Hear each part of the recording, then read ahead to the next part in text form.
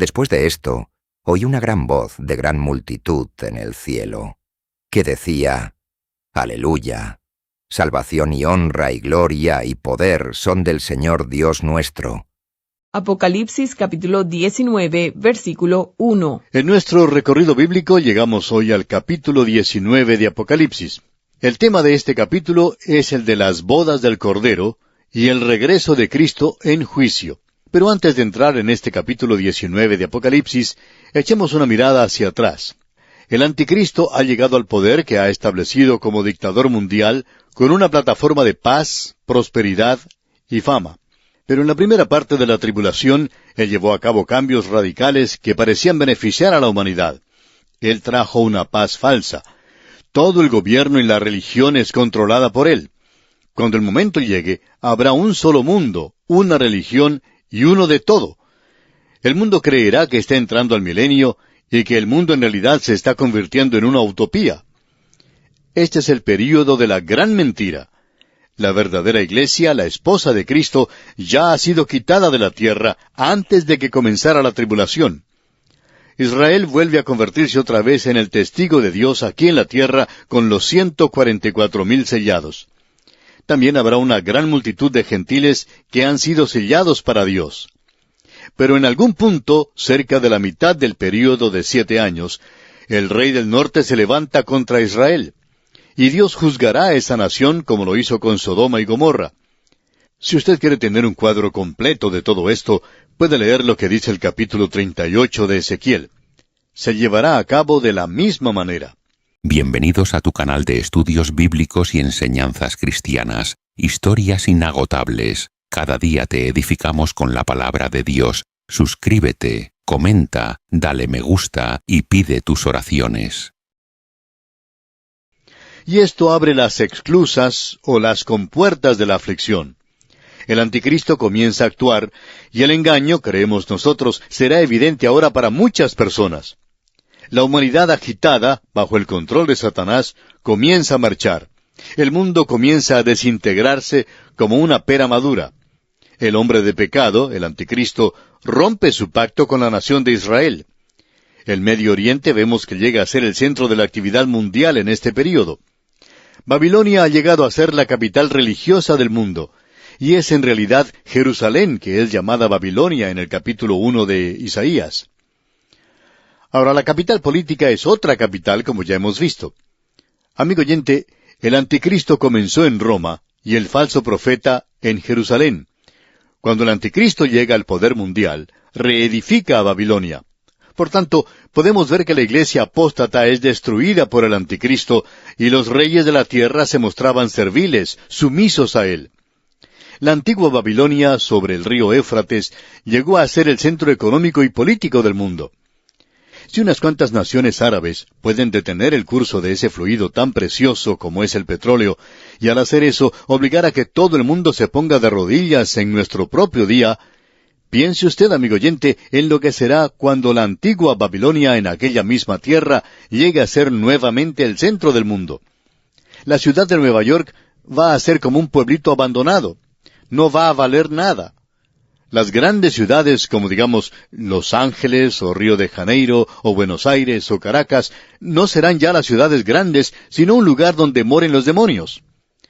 De paso, digamos que ya están comenzando a ir a estos lugares, según nos parece a nosotros. Londres y las otras ciudades del mundo llegarán a ser pueblitos con calles empantanadas, con nativos con sus pies embarrados. Los juicios de parte de Dios caerán de manera rápida y efectiva sobre un mundo blasfemo que ha rechazado a Dios. De un solo golpe, 1/4 de la población del mundo es destruida. Luego, 1/3 parte es borrada. La naturaleza sufre, todo se seca, la hierba de la tierra, los árboles, los peces y el comercio marítimo. También se secan los ríos. Todo es destruido. El sol, la luna y las estrellas se ven conmovidas. Sobre la tierra se repite un desastre después de otro, pero el duro corazón del hombre aún quedará sin arrepentirse. Y él desafía y blasfema contra el Dios del cielo. Y los ejércitos marchan hacia Israel. Ruge la batalla por 3 años y medio. No es una batalla de Armagedón, sino la guerra de Armagedón. Millones de hombres están marchando en aquella época sobre esta tierra, y están envueltos en ese conflicto, y allí son destruidos. La sangre llega hasta los frenos de los caballos de 1 metro de profundidad. Y esto no es una exageración.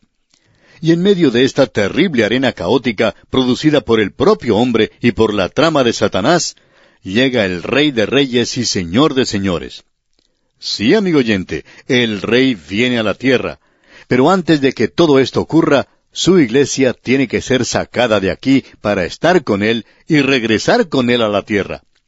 Nosotros no estamos esperando el cumplimiento de ninguna de estas cosas a las cuales hemos observado desde el capítulo 4 hasta el capítulo 18 de Apocalipsis. En realidad, el resto de Apocalipsis aún se encuentra en el futuro. Nosotros estábamos esperando esa bendita esperanza y la aparición gloriosa de nuestro Dios y Salvador Jesucristo. Nosotros no sabemos el día, ni siquiera sabemos el período en el cual Él vendrá.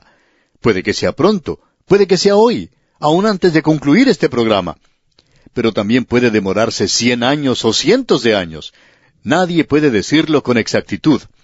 Cualquier persona que establezca alguna fecha en cuanto a su regreso está fuera de orden y puede que esté un poco enajenado también. O podríamos decir que por lo menos tiene información que no está en la palabra de Dios. Creemos que la mejor manera de decir esto, y opinamos que todo lo que está ocurriendo tiene mucho significado en el presente, es que vivimos en un gran período de la historia del mundo, pero creemos que todo lo que podemos decir es que ahora nuestra salvación está más cerca que cuando creímos primero.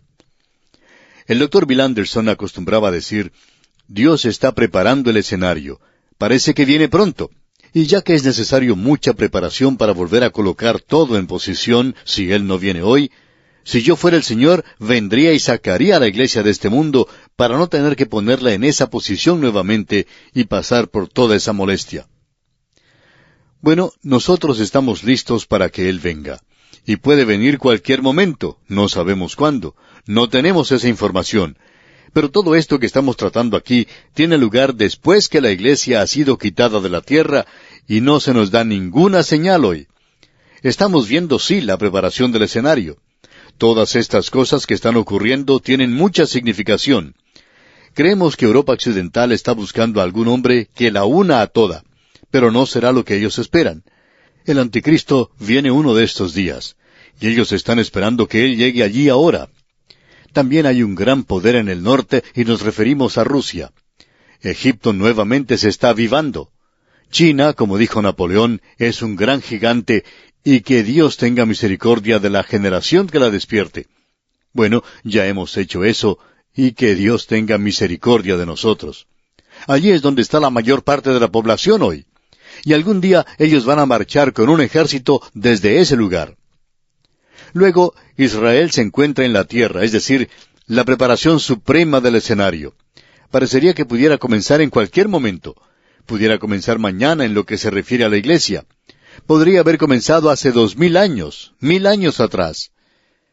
Y puede que no sea hoy porque no se nos ha dado ninguna señal. Ahora, con todo esto, llegamos al capítulo 19.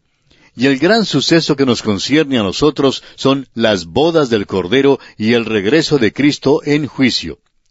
Tenemos aquí en este capítulo, en primer lugar, 4 aleluyas. Eso lo vemos en los primeros 6 versículos. Luego tenemos la esposa del Cordero y la cena de las bodas del Cordero.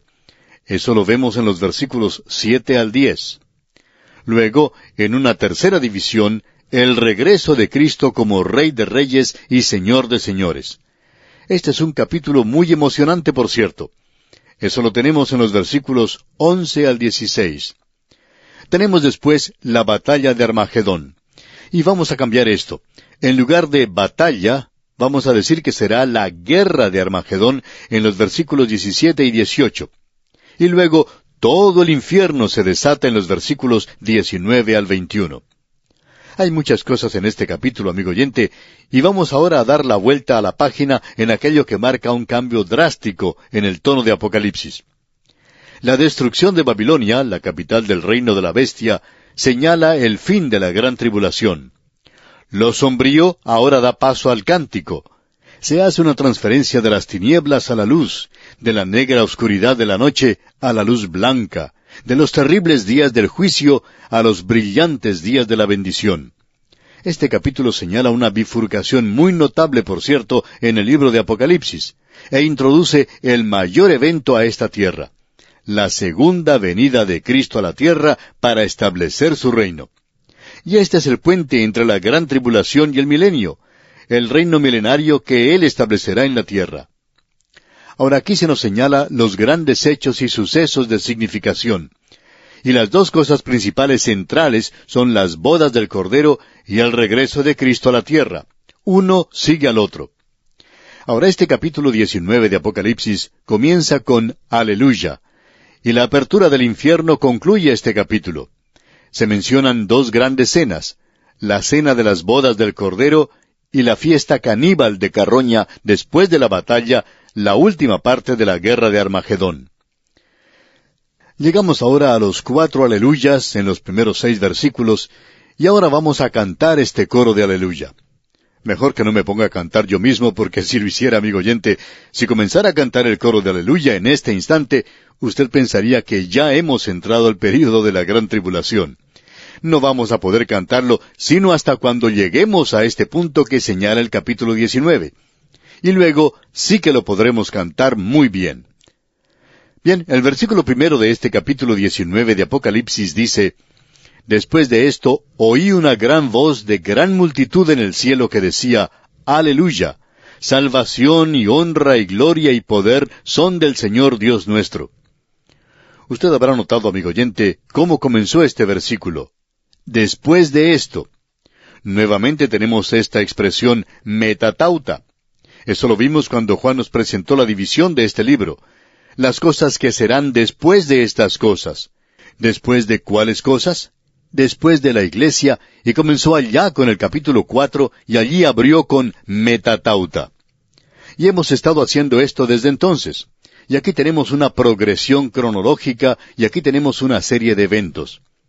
¿Qué es lo que ocurre después de la tribulación? Bueno, se nos informa en este capítulo la venida de Cristo a la tierra. Él es el único que puede darle punto final. Así es que lo que tenemos aquí nos lleva al fin de la gran tribulación y es el último suceso de ella. Juan nos dice aquí: después de esto oí una gran voz de gran multitud en el cielo. Algunos han sido agregados a los que teníamos en los capítulos 5 y 7. En esos capítulos teníamos a los ancianos, allí está la iglesia, y un número imposible de contar de ángeles, de inteligencias creadas, y todos adoran a Dios. Bueno, ha habido una gran multitud de los santos de la tribulación que se han agregado a este coro, y ahora ellos van a cantar, y aquí tenemos algo que es verdaderamente maravilloso. Eso es Aleluya. Amigo oyente, esta es la primera vez que ocurre en el Nuevo Testamento, y ocurre 4 veces en estos primeros 6 versículos, y es la única vez que ocurre en el Nuevo Testamento. Amigo oyente, este asunto de los aleluyas ha sido reservado para la victoria final, y es interesante notar que aleluya ocurre frecuentemente en el libro de los Salmos. Sencillamente quiere decir alabad a Jehová. Se presenta en una sucesión frecuente en el Salmo 146 y también en el Salmo 150. El Salmo 150 es un poderoso crescendo de alabanza y creemos que esto es lo que ellos van a cantar. Aleluya. Y creemos que esta es una nota muy apropiada de alabanza en este momento aquí en Apocalipsis. La gran tribulación ya ha pasado. Cristo viene. La iglesia va a ser unida con Cristo en matrimonio. Aleluya, amigo oyente. Cantemos esto. Esto será mucho mejor que cualquier coro cantando el Mesías de Handel. El Salmo 104, versículo 35 dice: Sean consumidos de la tierra los pecadores y los impíos dejen de ser. ¿Qué es lo que quiere decir eso? Dice: bendice alma mía a Jehová. Aleluya. Aquí tenemos aleluya, porque Dios viene a juzgar y los impíos serán quitados de la tierra. Yo espero eso, y espero que usted también, amigo oyente. Aleluya es una voz expresiva de alabanza al tener lugar la última fase de la salvación.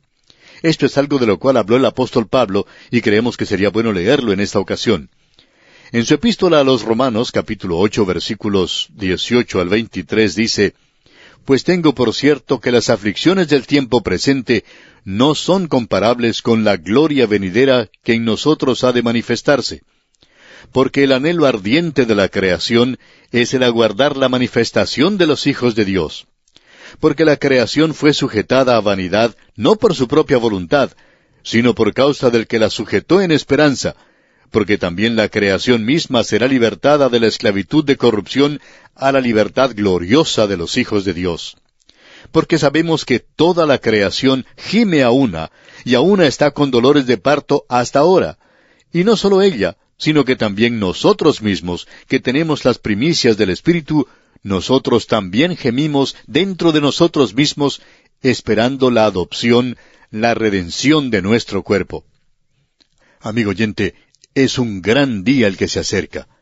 La tierra será liberada de la esclavitud del pecado, pero mientras tanto está gimiendo. Usted puede ir a cualquier parte de la costa y puede escuchar el ruido que hacen las olas del mar. Es como si se estuvieran lamentando, como si estuvieran llorando. No hay una nota alegre de alabanza. También puede ir a las montañas, y por la noche puede oír el ulular del viento que pasa a través de los árboles. No hay ninguna soprano en todos estos árboles. No hay ningún árbol por alto que sea que pueda cantar soprano. Todo se ve reprimido, abatido. Es un gemido y toda la creación está gimiendo, esperando por este día que llegará algún día sobre la tierra. Y nosotros, amigo oyente, también gemimos. El autor de estos estudios bíblicos, el Dr. J. Vernon McGee, contaba que cuando él era joven, construyó una casa con escaleras para subir y bajar a sus habitaciones. Cuando era joven, lo podía hacer de una manera muy fácil sin ningún problema. Pero cuando ya había entrado en años, a cada paso que daba, gemía. Y su esposa le decía que no debía gemir tanto. Pero él le contestaba que es algo bíblico el gemir. Nosotros también gemimos dentro de nosotros mismos. Así dice la Escritura. Pero un día, amigo oyente, ya no habrá más gemido, sino el canto de aleluya. De esto es que nos habla este pasaje de las Escrituras aquí, amigo oyente. Bien, llegamos ahora a los otros 3 aleluyas, pero no podemos cantarlo todavía. Esperaremos, Dios mediante, hasta nuestro próximo programa, y esperamos que usted esté con nosotros.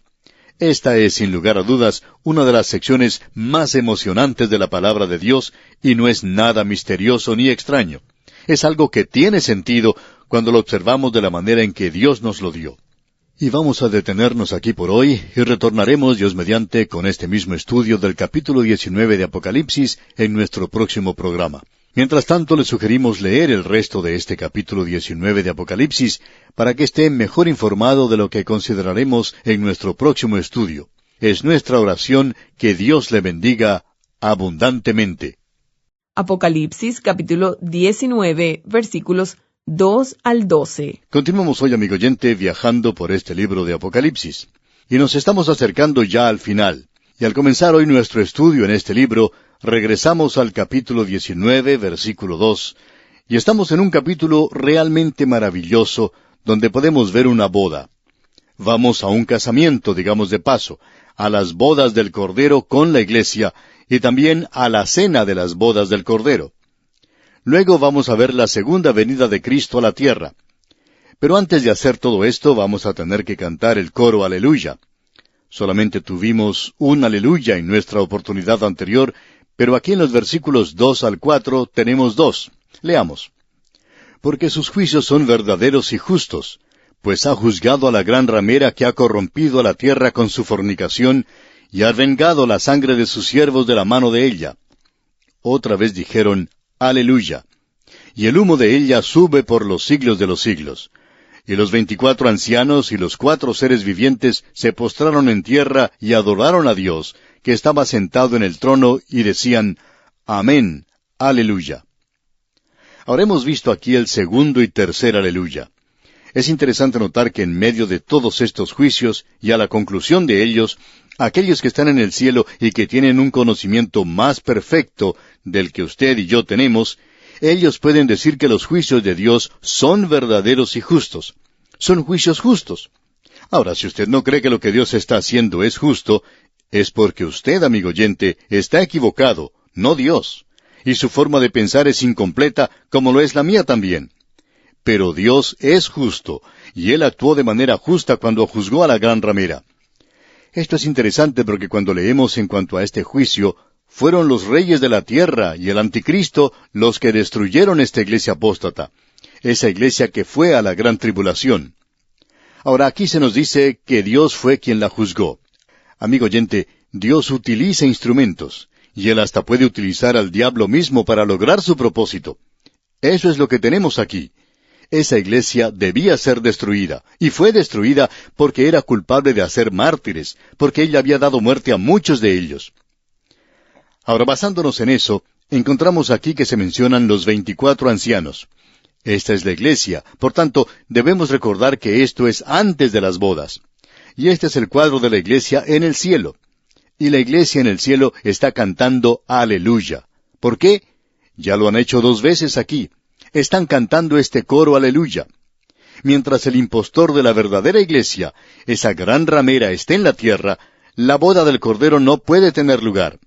Primero es necesario librarse de la antiiglesia, y eso abre el camino para las bodas del Cordero.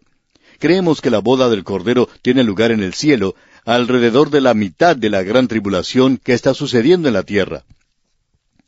Ahora vemos aquí que dice, y ha vengado la sangre de sus siervos de la mano de ella. Usted se da cuenta que a los creyentes se les prohíbe vengarse por sí mismos, aunque muchos de nosotros tratamos de tomar las cosas en nuestras propias manos. Pero en el momento en que lo hacemos, olvidamos nuestro andar por fe, porque se nos ha dicho allá en la epístola a los Romanos capítulo 12, versículo 19, «No os venguéis vosotros mismos, amados míos, sino dejad lugar a la ira de Dios, porque escrito está, mía es la venganza, yo pagaré, dice el Señor». Dios se hará cargo de eso por usted, amigo oyente. Si usted ha sido insultado, y a muchos de nosotros nos ha sucedido esto, queremos golpear en respuesta a eso. Y es natural, ese es el viejo hombre natural. Pero lo interesante es que nosotros debemos poner esto en las manos de Dios. Él no quiere que ninguno se salga con la suya. La venganza es de Él. Él es quien trae juicio sobre este sistema apóstata. Ahora los 24 ancianos cantan Aleluya por primera vez. Esta es la última vez que aparecen los ancianos porque la próxima vez veremos a la iglesia. Ya no es representada más. Ella está allí como la esposa de Cristo para unirse a Él. Ya veremos esto. Ahora en los versículos 5 y 6 de este capítulo 19 de Apocalipsis, cantamos nuestro último Aleluya. Leamos. Y salió del trono una voz que decía, Alabad a nuestro Dios todos sus siervos, y los que le teméis, así pequeños como grandes. Y oí como la voz de una gran multitud, como el estruendo de muchas aguas, y como la voz de grandes truenos que decía, Aleluya, porque el Señor nuestro Dios Todopoderoso reina. Cuando Él reine, entonces habrá oportunidad de cantar Aleluya. El llamado para alabar a Dios sale directamente desde el trono, porque el Señor Jesucristo está preparándose para tomar control del mundo. Esto es verdaderamente un coro Aleluya.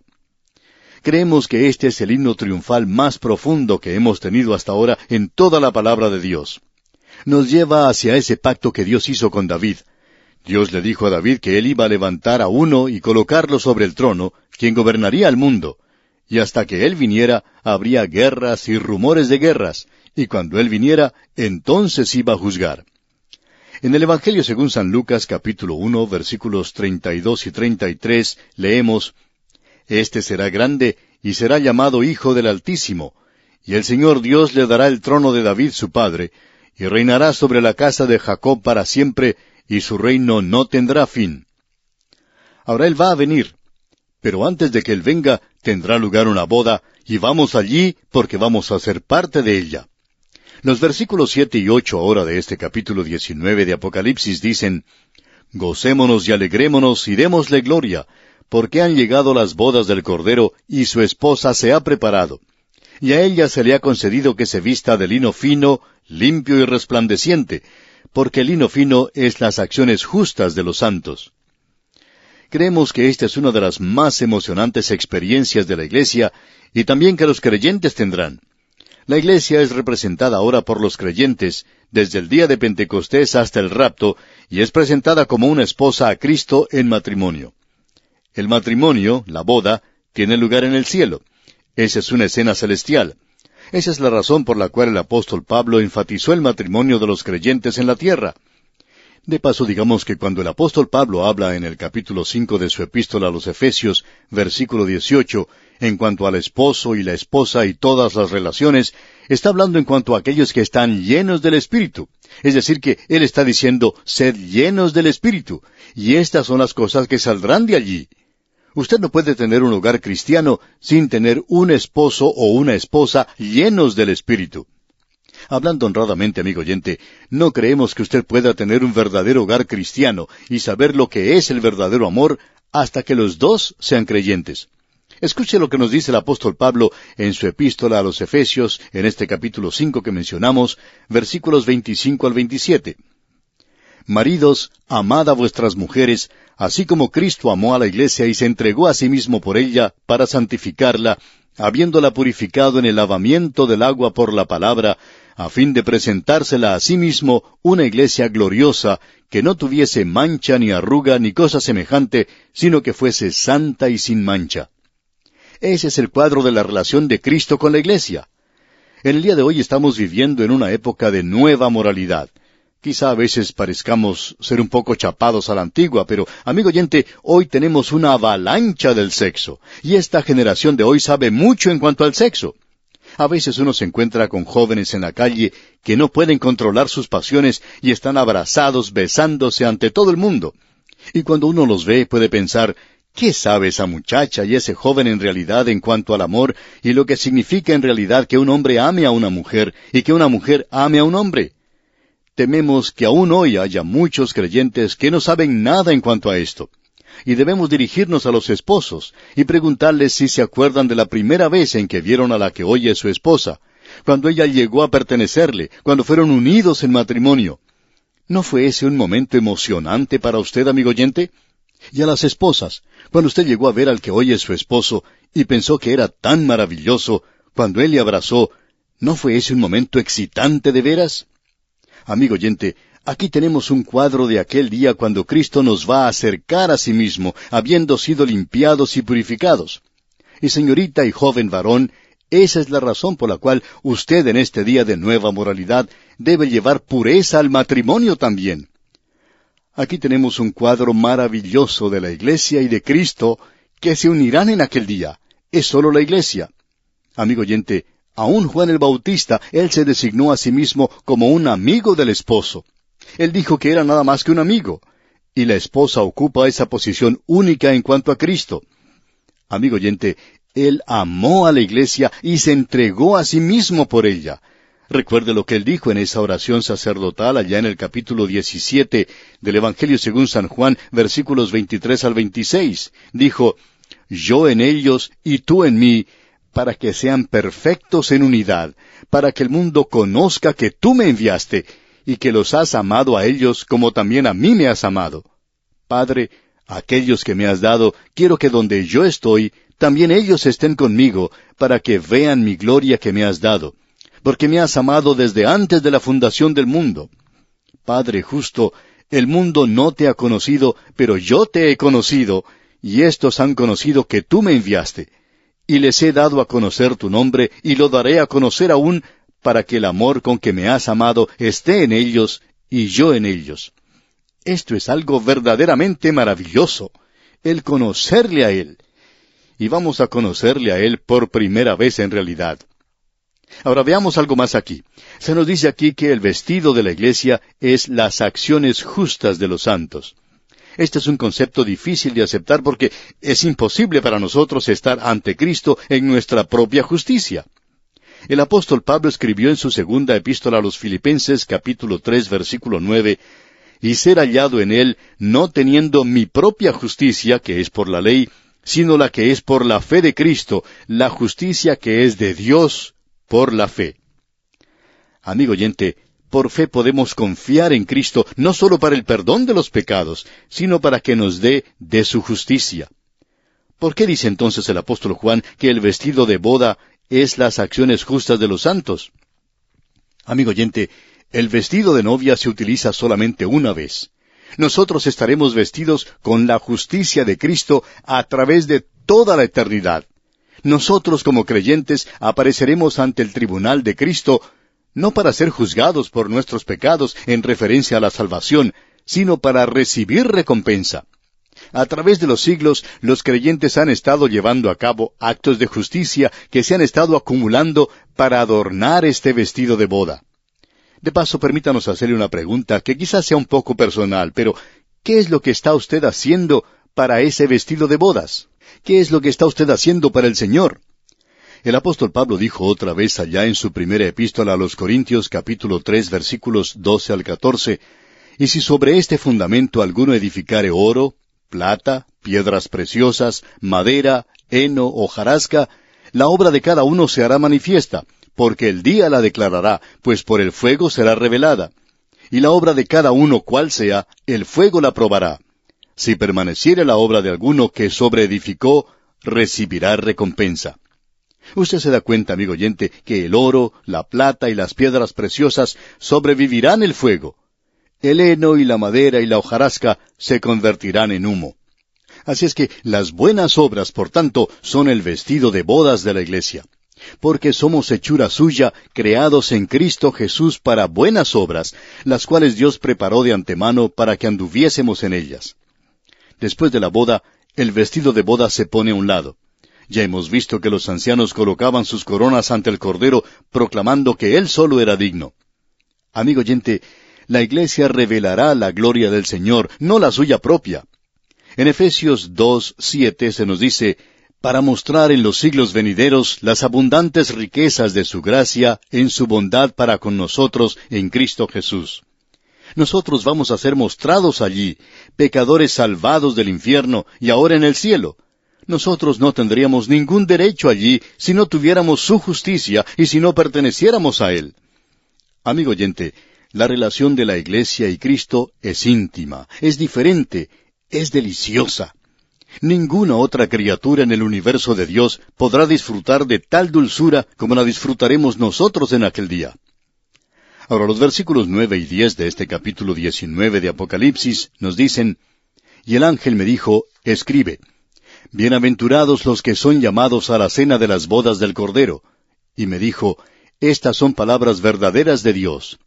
Yo me postré a sus pies para adorarle, y él me dijo, mira, no lo hagas, yo soy consiervo tuyo y de tus hermanos que retienen el testimonio de Jesús. Adora a Dios, porque el testimonio de Jesús es el espíritu de la profecía». Las bodas del Cordero, y escucha atentamente, amigo oyente, las bodas del Cordero tienen lugar en el cielo, pero la cena de las bodas del Cordero tiene lugar en la tierra. Este es el cuadro que tenemos allá en el capítulo 25 del Evangelio según San Mateo, versículos 1 al 13, donde se presenta la parábola de las 10 vírgenes. Usted se da cuenta que ellas no eran la esposa. Él solo tiene una esposa, y esta es la iglesia. Estas 10 vírgenes estaban esperando después de las bodas. Amigo oyente, el esposo regresa a la tierra para la cena de las bodas, no solo para juzgar a la tierra, sino para la cena de las bodas. Y las 10 vírgenes esperaban estar en esa cena. Ahora tenemos otro cuadro de esta escena allá en el Salmo 45. Allí se ve a Cristo como rey, y allí también está la reina. No se nos dice quién es ella, pero se nos dice que las hijas de reyes están entre tus ilustres, está la reina a tu diestra con oro de Ofir. Este es un cuadro simbólico, un tipo de la iglesia. Y allí hay invitados presentes. Y las hijas de Tiro vendrán con presentes, implorarán tu favor los ricos del pueblo.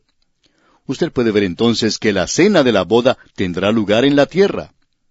Israel y los gentiles entrarán al milenio, y ellos son los invitados. Y la cena de las bodas es evidentemente el milenio. Amigo oyente, aquí tenemos una cena que va a durar mucho tiempo. Al fin del milenio, la iglesia aún es presentada como la esposa.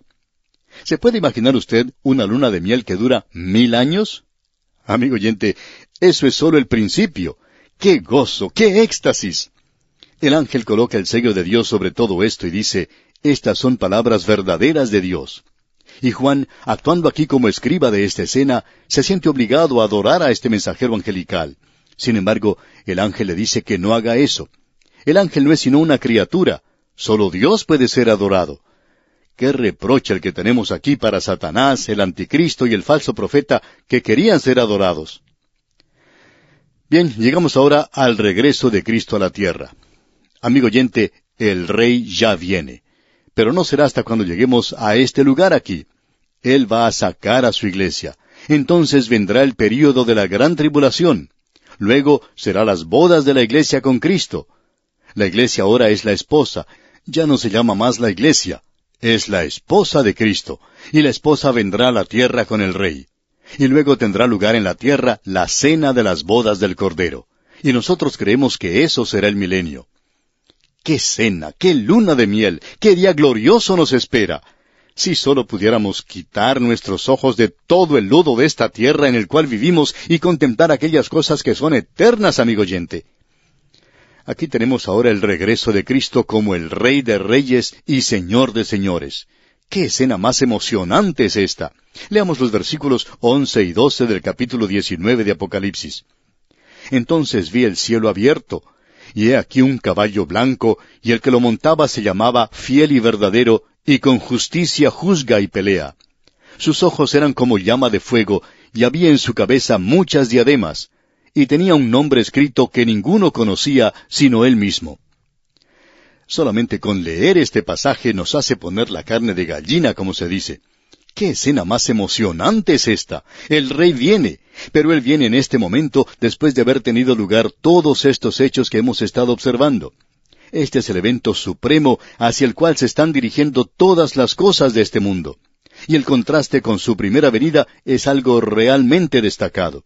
Veremos esto, Dios mediante, en nuestro próximo programa. Es nuestra oración que el Señor le bendiga en gran manera. Apocalipsis capítulo 19, versículos 12 al 21. Continuamos hoy, amigo oyente, nuestro viaje por el libro de Apocalipsis. Y vamos a comenzar nuestra lectura en el capítulo 19, versículos 11 y 12, que nos dicen: Entonces vi el cielo abierto, y he aquí un caballo blanco, y el que lo montaba se llamaba Fiel y Verdadero, y con justicia juzga y pelea. Sus ojos eran como llama de fuego, y había en su cabeza muchas diademas, y tenía un nombre escrito que ninguno conocía, sino él mismo. Es bueno comprender dónde ubicar esto. Este es el regreso de Cristo a la tierra. ¡Qué suceso más emocionante, amigo oyente! Este es el clímax, ya que hasta ahora hemos tenido en este libro la historia de la iglesia, desde el día de Pentecostés hasta el momento en que la iglesia fue arrebatada. A partir del capítulo 4 y hasta el capítulo 18, nos encontramos en medio del período de la gran tribulación, un período verdaderamente terrible. Y ese período llega a su fin con la venida de Cristo a la tierra a establecer su reino. En el pasado ha existido una idea muy ingenua en relación al futuro. Uno de estos días el Señor Jesús va a venir. Todos los muertos resucitarán. Los salvados estarán en un lado, mientras que los perdidos estarán del otro lado. Y luego Él hace esta división. De un lado es el cielo, mientras que el otro lado es el infierno eterno. Amigo oyente, esa es una idea muy ingenua. Uno no puede leer la palabra de Dios sin estar consciente del hecho de que Él tiene un plan y propósito y programa para esta tierra que está siguiendo, y lo está siguiendo de manera muy clara y categórica. Debemos volver a decir que este es ese momento de clímax hacia el cual todas las cosas se están dirigiendo. Y el contraste con su primera venida es algo estupendo, es absolutamente extraordinario. Amigo oyente, cuando Él vino por primera vez, Él vino, como lo expresa George MacDonald, estaban esperando a un rey para que los elevara, y Él vino como un bebé. Así es como entró al mundo. Él era manso y humilde, Él era el Salvador, Él murió por los pecadores. Ahora, Él viene en su gran gloria. ¡Qué manifestación! Él viene a dominar la injusticia, y esta es la manifestación final de la ira de Dios sobre los pecadores en el mundo. La rebelión de Satanás y los demonios y de la humanidad es detenida ahora y es juzgada. Él domina toda la injusticia antes de establecer su reino en justicia. El cielo se abre en Apocalipsis capítulo 4, versículo 1, para permitir que Juan, como representante de la iglesia, entre al cielo donde él ve a los ancianos, es decir, a la iglesia que ya está allí. Y aquí el cielo se abre para que salga Cristo. El caballo blanco sobre el cual está montando es un animal de guerra. Cuando Jesús estuvo en la tierra, Él entró a Jerusalén montado en un pollino, y ese era el animal de los reyes, pero siempre demostraba paz y no guerra. Ahora Él viene montado en un caballo blanco, lo que habla de guerra. A Él se le llama aquí fiel, porque Él ha venido a llevar a cabo este largo programa de Dios y todo aquello que ya había sido predicho. El burlador decía, ¿dónde está la señal de su venida? Aquí está la señal. Él está aquí. Él es fiel. Él es el único en el cual usted y yo, amigo oyente, podemos confiar y en el cual podemos descansar. También se le llama aquí verdadero. Intrínsecamente, Él es verdadero. Él dice, yo soy la verdad. Él no es uno que dice la verdad. Él es eso. Él es la verdad. Él es quien establece las normas de la verdad. Él es la vara que mide la verdad. Él hoy es la verdad. El poder creer eso hoy cuando todo es propaganda, cuando todo es calumnia y difamación. Y aquí vemos que Él ha venido a juzgar y a pelear. Luego dice que sus ojos eran como llama de fuego. Esto es porque Él ha venido a juzgar esta tierra y a dominar la injusticia. Y dice, y había en su cabeza muchas diademas. Esto dice que Él será el único gobernante de esta tierra. Y su gobierno va a ser una dictadura. De eso puede estar seguro, amigo oyente. Si usted no ama a Jesús, y Él no es su Salvador, y usted pasa a través de este período, queremos decirle, amigo oyente, que va a ser ese período el más incómodo al que usted haya podido entrar, porque Él es un dictador.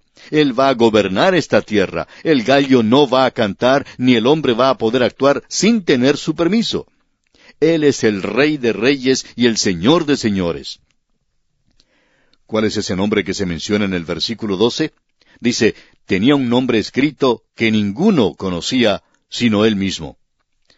Bueno, a Él se le dan 4 nombres, los cuales corresponden con el Evangelio. En primer lugar, es llamado el Rey de Reyes. Eso corresponde al Evangelio según San Mateo. Mateo lo presenta a Él como un rey. Luego, Él es llamado fiel y verdadero. El Evangelio de Marcos lo presenta a Él como el siervo de Dios. Y lo importante en cuanto a un siervo no es su afabilidad o cordialidad, sino si se puede confiar en Él, si se le puede tener confianza. Esas son las 2 cosas que son importantes. Luego, Él es llamado la Palabra de Dios. Y eso sucede en el Evangelio según San Juan, donde a Él se le llama así. En el principio era el Verbo, y aquel Verbo fue hecho carne. ¿Cuál es este nombre que ninguno conoce? Bueno, nosotros tenemos una sugerencia. Corresponde a lo que dice el Evangelio de Lucas. En ese Evangelio, Él es presentado como Jesús, el Hijo del Hombre. Y este es el nombre que tenemos aquí, Jesús. En el día de hoy existe demasiada familiaridad con ese nombre. Se lo utiliza para jurar y para blasfemar, y por aquellos que están tratando de familiarizarse y volverse confianzudos con Él. Pero este es un nombre que usted y yo vamos a tener que probar a través de la eternidad. Él es Jesús, el Hijo del Hombre. ¿Conoce usted verdaderamente a Jesús, amigo oyente? Bueno, nadie conoce al Hijo sino el Padre. Y aquí cuando Él viene, tiene un nombre que nadie conoce sino Él mismo. Esa es la razón por la cual el apóstol Pablo podía decir, no al principio de su ministerio, sino al fin de su ministerio, antes de ser ejecutado, el apóstol dice en su epístola a los Filipenses, a fin de conocerle y el poder de su resurrección. Nadie conoce al Hijo sino el Padre. Creemos que esta será una de las razones que van a hacer del cielo un cielo, el llegar a conocer a Jesucristo. ¡Cuán maravilloso va a ser el conocerle, amigo oyente! Vamos a necesitar de toda la eternidad para llegar a conocerle verdaderamente. Es tan maravilloso. Hay muchas personas, amigo oyente, que cuando uno llega a conocerlas bien, ya no son tan atractivas como nos parecían, ¿verdad? Pero mientras uno conoce más a Jesús, más atractivo y emocionante es. Él dice allá en el Evangelio según San Juan, capítulo 14, versículo 7, si me conocieseis, también a mi Padre conoceríais, y desde ahora le conocéis y le habéis visto. Y luego en el capítulo 14 del mismo Evangelio según San Juan, versículo 9 dice, Jesús le dijo, ¿tanto tiempo hace que estoy con vosotros y no me has conocido, Felipe? El que me ha visto a mí, ha visto al Padre. ¿Cómo pues dices tú, muéstranos al Padre? Y luego, en esta oración intercesora, que él pronunció en el capítulo 17 del mismo Evangelio de Juan, en el versículo 3 leemos, «Y esta es la vida eterna, que te conozcan a ti, el único Dios verdadero». Bueno, ya hemos comenzado en la escuela. Cuando usted viene a Él y le encuentra, Él es su Salvador y amigo. Este es el comienzo de su escuela. Y usted comienza a conocerle. Permítanos decirle, amigo oyente, o mejor dicho, hacer cierta clase de confesión, que nosotros queremos llegar a conocerle mejor. El autor de estos estudios bíblicos, el Dr. J. Vernon McGee, contaba que después que él se había jubilado, deseaba llegar a conocer mejor al Señor Jesús. Cada mañana, decía, cuando se levantaba, él le daba gracias al Señor por otro día más, y le decía que le amaba, pero que también a veces parecía estar muy lejos. Decía que quería conocerle mejor, y pedía que el Espíritu de Dios le hiciera real y verdadero para él. El nombre de Jesús, amigo oyente, cuánto significa y qué persona es Él. Y aquí tenemos algo más que no vamos a poder desarrollar porque no tenemos tiempo, pero sugerimos que nos vamos a conocer los unos a los otros entonces. No creemos que nos conozcamos como debiéramos conocernos ahora. A veces somos muy malentendidos. Uno llega a decir algo por radio y luego se recibe cartas que sorprenden mucho por haber sido malentendidos. Pero allí vamos a conocer como somos conocidos, y creemos que será algo muy bueno. Y entonces nos conoceremos a nosotros mismos. Esto va a ser algo muy bueno en el cielo, amigo oyente. También vamos a conocer en el cielo a nuestras esposas, según creemos nosotros. Quizá en esta vida no nos conocemos bien debido a lo ocupados que andamos en nuestras actividades, pero en el cielo vamos a poder llegar a conocerlas muy bien, y eso va a ser algo maravilloso. Nos gustaría seguir hablando más en cuanto a esto, pero debemos seguir adelante. Los versículos 13 al 16 de este capítulo 19 de Apocalipsis dicen, «Estaba vestido de una ropa teñida en sangre, y su nombre es el Verbo de Dios.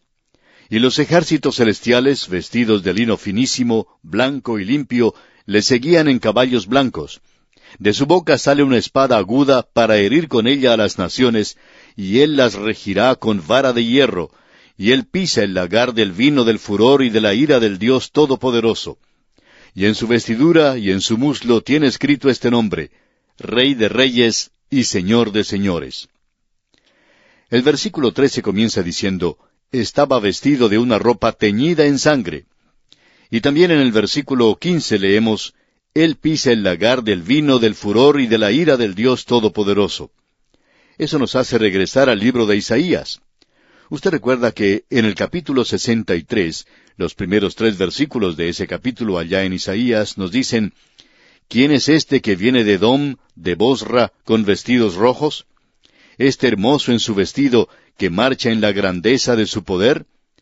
Yo, el que hablo en justicia, grande para salvar. ¿Por qué es rojo tu vestido, y tus ropas como del que ha pisado en lagar?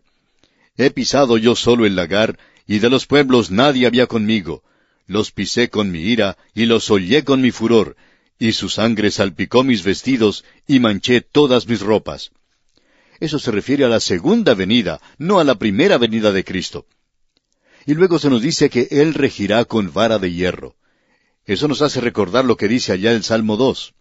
Y Él llegará a ser, como ya hemos dicho, un verdadero dictador mundial. Él es aquel de quien Dios dice, «Pero yo he puesto mi rey sobre Sión, mi santo monte. Yo publicaré el decreto, Jehová me ha dicho, mi hijo eres tú, yo te engendré hoy. Pídeme y te daré por herencia a las naciones, y como posesión tuya los confines de la tierra». ¿Cómo llegará a obtenerlas? Él no obtuvo eso en su primera venida. «Los quebrantarás con vara de hierro, como vasija de alfarero los desmenuzarás». De eso es que nos está hablando Juan aquí en Apocalipsis. Él viene a esta tierra. El furor de su ira en su segunda venida es un gran contraste a su mansedumbre en su primera venida. Sin embargo, ambas cosas revelan la ira del Cordero. Luego leemos aquí los ejércitos celestiales. Y estos son evidentemente legiones de ángeles que obedecen sus órdenes. Llegamos ahora al fin de la guerra de Armagedón. Esta es la batalla final. Leamos los versículos 17 y 18 de este capítulo 19 de Apocalipsis. «Y vi a un ángel que estaba en pie en el sol, y clamó a gran voz, diciendo a todas las aves que vuelan en medio del cielo, Venid y congregaos a la gran cena de Dios, para que comáis carnes de reyes y de capitanes, y carnes de fuertes, carnes de caballos y de sus jinetes, y carnes de todos, libres y esclavos, pequeños y grandes. Si hay un pasaje en las Escrituras que sea repugnante a la lectura, aquí lo tenemos. Usted puede notar que Dios lo incluye al fin de su palabra, para recordarnos de lo repugnante y nauseabundo que son para Él las obras de la carne. Los hombres que viven en la carne verán su carne destruida. Y esta es una invitación al fin de la batalla de Armagedón a las aves que comen carroña a que vayan a esta gran cena, a este banquete en la tierra, donde van a poder comer de lo mejor de la carne. Dice, para que comáis carne de reyes y de capitanes y carnes de fuertes. Es algo terrible el rebelarse contra Dios, porque Él le va a juzgar a usted algún día. Y esto revela el corazón del hombre, de lo horrible que es en realidad ese corazón.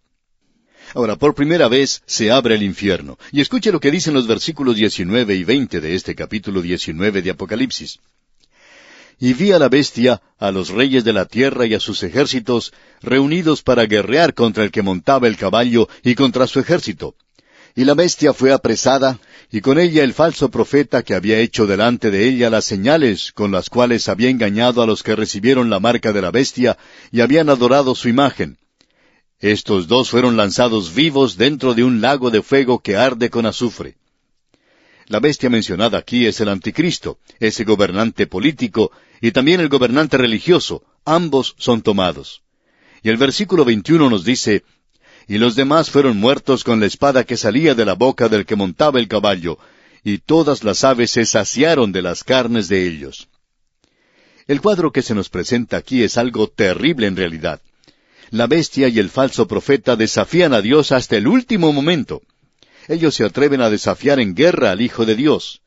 Y el que está sentado en los cielos se reirá ante la inutilidad de sus esfuerzos. La rebelión del hombre contra Dios es algo absurdo, y el resultado algo inevitable. Y estos dos grandes rebeldes y tiranos, el anticristo y el falso profeta, tienen la dudosa distinción de ser los primeros en ser arrojados al infierno. El diablo todavía no ha ido a parar a ese lugar. Y surge entonces la pregunta de si el lago de fuego es algo literal. Bueno, amigo oyente, queremos darle algo para pensar porque vamos a regresar a esto cuando estudiemos el capítulo 20 de Apocalipsis, el capítulo siguiente. Si esto no es algo literal, entonces demuestra que es peor, algo peor a un lago de fuego que arde con azufre. Piensen esto hasta que lleguemos a estudiar el capítulo 20. Otra cosa para pensar es esta espada que salía de su boca. ¿Qué es esto? Cierta persona de tendencia amilenaria hizo la pregunta en cierta ocasión, riéndose de si sería una espada literal la que saldría de la boca de Jesús. Bueno, sería eso si no se hubiera presentado claramente en la palabra de Dios lo que eso es. Es la palabra de Dios, es su palabra. Porque la palabra de Dios es viva y eficaz y más cortante que toda espada de dos filos, y penetra hasta partir el alma y el espíritu, las coyunturas y los tuétanos, y discierne los pensamientos y las intenciones del corazón. Y el apóstol Pablo dice en su epístola a los Efesios, capítulo 6, versículo 17, y tomad el yelmo de la salvación y la espada del Espíritu, que es la palabra de Dios. El profeta Isaías en el capítulo 11, versículo 4 de su libro nos dice, sino que juzgará con justicia a los pobres, y arguirá con equidad por los mansos de la tierra, y herirá la tierra con la vara de su boca, y con el espíritu de sus labios matará al impío. Usted puede notar claramente que esta es la palabra de Dios, y fue la palabra de Dios la que creó este universo. Es la palabra de Dios la que le salvará. El apóstol Pedro en su primera epístola, capítulo 1, versículo 23, dice, siendo renacidos no de simiente corruptible, sino de incorruptible, por la palabra de Dios que vive y permanece para siempre. Así es como usted nace de nuevo, amigo oyente, y será por la palabra de Dios que destruirá lo impío al fin de esta era. ¿Ha notado usted, amigo oyente, que hasta este momento Satanás no está en el infierno? Bueno, Vamos a ver esto, Dios mediante, en nuestro próximo programa. Mientras tanto, le sugerimos leer con anticipación el capítulo 21 de Apocalipsis, que consideraremos en nuestro próximo programa. Que Dios le bendiga en forma especial. Después de esto, oí una gran voz de gran multitud en el cielo, que decía, Aleluya, salvación y honra y gloria y poder son del Señor Dios nuestro. Bienvenidos a tu canal de estudios bíblicos y enseñanzas cristianas, historias inagotables. Cada día te edificamos con la palabra de Dios. Suscríbete, comenta, dale me gusta y pide tus oraciones.